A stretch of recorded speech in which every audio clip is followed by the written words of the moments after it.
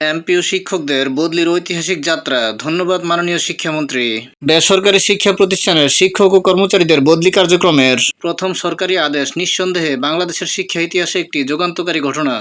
এটি কেবল একজন শিক্ষকের কর্মস্থল পরিবর্তনের প্রশাসনিক সিদ্ধান্ত নয়, বরং দীর্ঘদিনের একটি কাঠামোগত সমস্যার সমাধানের পথে সাহসী পদক্ষেপ।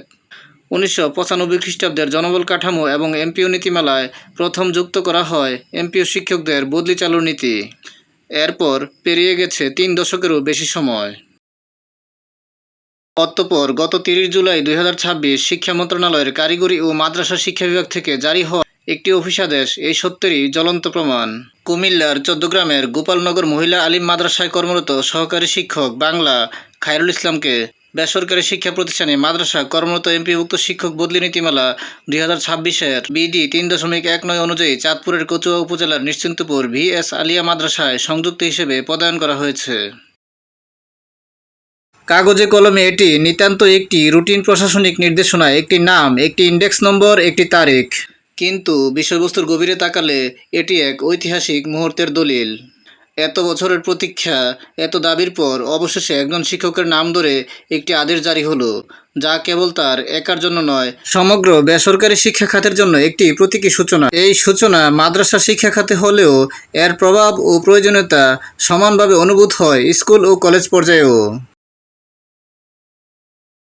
বেসরকারি স্কুল, কলেজ ও কারিগরি শিক্ষা প্রতিষ্ঠানের শিক্ষকরাও একই ধরনের সমস্যার মুখোমুখি হন। দীর্ঘদিনের স্থবিরতা, পারিবারিক দূরত্ব, প্রাতিষ্ঠানিক একঘেয়েমি। আশা করি মাদ্রাসা শিক্ষা খাতে এই সফল সূচনার পর অচিরেই সাধারণ শিক্ষা ও কারিগরি শিক্ষা খাতেও অনুরূপ বদলি নীতিমালা প্রণয়ন ও বাস্তবায়ন করা হবে, যাতে দেশের সামগ্রিক বেসরকারি শিক্ষা খাতে এই সংস্কারের সুফল ভোগ করতে পারে। কৃতজ্ঞতা ও প্রত্যাশা।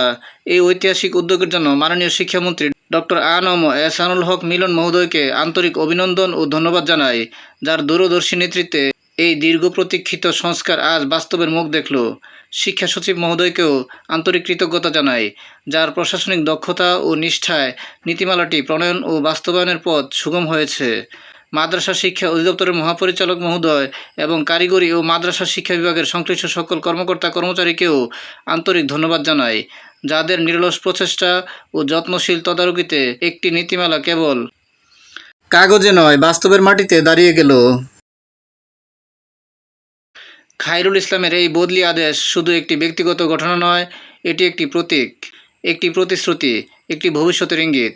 আশা করা যায় এটি হবে বেসরকারি শিক্ষা ব্যবস্থায় আরও বৃহত্তর সংস্কারের সূচনা, যেখানে শিক্ষক পাবেন মর্যাদা, প্রতিষ্ঠান পাবে গতিশীলতা এবং শিক্ষার্থী পাবে আরও মানসম্মত শিক্ষা। আজ একজন, আগামীকাল হাজারো শিক্ষক এই একই পথ ধরে তাদের পারিবারিক, মানসিক ও পেশাগত প্রয়োজন মেটানোর সুযোগ পাবেন। আর সেদিনই প্রমাণিত হবে যে 30 জুলাই 2026-এর এই ছোট্ট অফিস আদেশটি সত্যিই ছিল বাংলাদেশের বেসরকারি শিক্ষা খাতে এক ঐতিহাসিক সংস্কারের সূচনা বিন্দু।